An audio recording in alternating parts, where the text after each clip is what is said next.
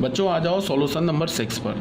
Solution number 6 में क्या बोल रहा है कि root under x square minus 16 upon x minus 5 greater than equals to 0। फिर वही बात है, ग्रेटर देन और इक्वल्स टू 0, यहाँ पे इक्वल्स टू 0 भी ऐड कर दिया है। तो तुम देखो, ये तो हमें पता है ना कि ये जो लिखा है ना, ये नॉन निगेटिव लिखा है। तो नॉन निगेटिव का मतलब ये तो या तो 0 होगा या तो पॉजिटिव होगा। तो ये क्या बोल रहा है, ये तो ग्रेटर देन इक्वल्स टू 0 का मतलब ये बोल रहा है कि ये तो 0 है तो पॉजिटिव है। बट एक बात को ध्यान में रखना होगा, 5 हटाना होगा, बिकॉज 5 पर तो ये लेफ्ट हैंड साइड ही डिफाइन नहीं होगा। तो ऐसा थोड़ी ना लिखेंगे not defined is greater than equals to 0, ये तो मीनिंगलेस हो जाएगा ना। यहाँ पे 0 भी इंक्लूड कर दिया। 0 किस पे हो रहा है, प्लस माइनस 4 पर हो रहा है 0, तो हमें +4 भी चाहिए -4 भी चाहिए, बिकॉज यहाँ पे इक्वल्स टू 0 है। अगर मान लो इसको इक्वल्स टू 0 है, तो हमने क्या किया, पूरे रियल नंबर से सिर्फ 5 को हटा दिया। अगर ये ग्रेटर देन 0 होता तो और कौन से 2 नंबर हट जाते, +4 भी एंड -4 भी। ठीक है, अब आ जाओ बच्चों सॉल्यूशन नंबर 7 में। सॉल्यूशन नंबर 7 में क्या बोल रहा है, x square minus 25 upon x minus 3 is less than equals to 0।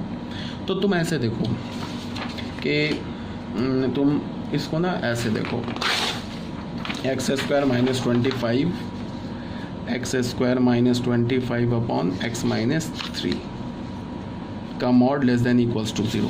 ये क्या बोल रहा है, ये तो बोल रहा है ना कि x square minus 25 upon x minus 3 इसका मॉड या तो लेस देन 0 हो जाए, और ये क्या बोल रहा है, x square minus 25 upon x minus 3 इसका मॉड क्या हो जाए, 0 के इक्वल हो जाए।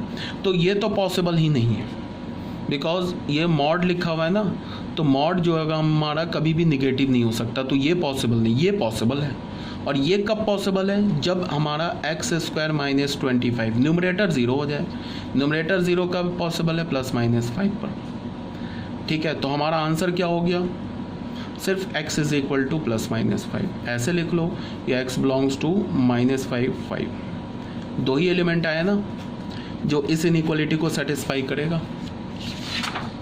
ठीक है, यहाँ तक भी क्लियर हो गया। पेज नंबर 65 भी आई थिंक क्लियर है। अब क्वेश्चन नंबर 18 में आ जाओ, ये सॉरी क्वेश्चन नंबर 8 में आ जाओ।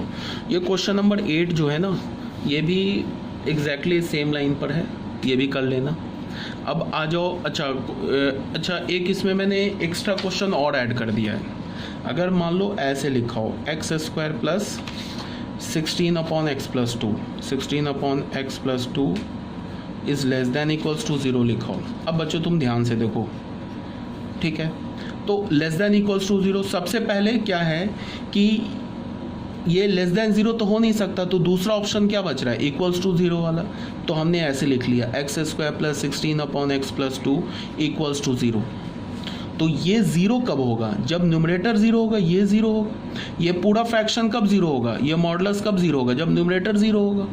तभी तो न्यूमरेटर 0 होगा, तो अंदर 0 आ जाएगा, तो 0 का मॉड 0 हो जाएगा। तो न्यूमरेटर 0 कब होगा, एक्स स्क्वायर प्लस 16 को 0 किया हमने, तो यहाँ से एक्स स्क्वायर आ गया -16। इसका मतलब कि एक्स के किसी भी वैल्यू के लिए न्यूमरेटर 0 नहीं होगा। मेरी बात आ रही है समझ में। तो इसका मतलब क्या है कि निगेटिव वाला तो हमने हटा दिया, बोला कि मॉड कभी निगेटिव नहीं होता, तो निगेटिव हटा दिया। अब 0 पे डाल के देखा क्या जीरोस के क्रॉसपॉन्डिंग कोई आंसर आ रहा है हमारा, तो हमने बोला कि 0 तभी होगा जब मॉड 0 तभी होगा जब न्यूमरेटर 0 होगा। बट न्यूमरेटर तो कभी 0 ही नहीं हो रहा। इसका क्या मतलब हो गया कि x का कोई वैल्यू ही नहीं है जो इस इनइक्वालिटी को सेटिस्फाई करे। तो यहाँ हमारा आंसर क्या हो गया, आंसर हो गया x belongs to null set. मतलब there exist value of x does not exist, ये हमारा आंसर हो गया। इसी को हम क्या बोलते हैं, x बिलोंग्स टू 5। ठीक है, अब बच्चों आ जाओ क्वेश्चन नंबर 9 में। ये क्या लिखा है, ये लिखा है मॉड x लेस देन -5। ये इस पूरे को तुम x मान लो, तो मॉड x लेस देन -5। तो तुम ऐसे ही सोचो, क्या किसी नॉन निगेटिव क्या निगेटिव से छोटा हो सकता है, तो ये पॉसिबल ही नहीं है। तो x इज इक्वल टू 5। ये क्या लिखा है कि mod of x square -8 upon x square -9 is greater than equals to -3। ठीक है, तो एक बात बताओ, अगर इसको तुम ऐसे देखो, ये जो लिखा है ये क्या बोल रहा है, x square -8 upon x square -9 is greater than equals to -3। तो ये क्या बोल रहा है कि x square minus 8 upon x square minus 9 या तो 3 से बड़ा हो, और है बीच में ये क्या बोल रहा है mod of x square minus 8 upon x square minus 9 ये क्या हो इक्वल्स टू -3। ठीक है, ऐसे ही बोल रहा है। तो अब तुम ऐसे देखो, ये वाली कहानी जो है इक्वल्स टू -3, तो ये तो ऐसे ही कैंसिल हो गया, ये तो पॉसिबल ही नहीं है, -3 के इक्वल हो नहीं सकता। अब इस पर आ जाओ, ये क्या बोल रहा है x square minus 8 upon x square minus 9, sorry यहाँ भी -3 है, ग्रेटर देन -3। अब तुम ऐसे देखो, तो ये क्या लिखा है, ये तो नॉन नेगेटिव लिखा है, और ये क्या लिखा है नेगेटिव, तो ये क्या बोल रहा है non negative is greater then negative, तो ये तो ऑलवेज ट्रू है, ये क्या है ऑलवेज ट्रू है। बट यहाँ पे थोड़ा सा एक कैच है जिसको आपको समझना है, ये ऑलवेज ट्रू है, बट ऑलवेज ट्रू उसी, अगर ये ऑलवेज ट्रू तो है, बट हमें 2x के वैल्यू को हटाना होगा।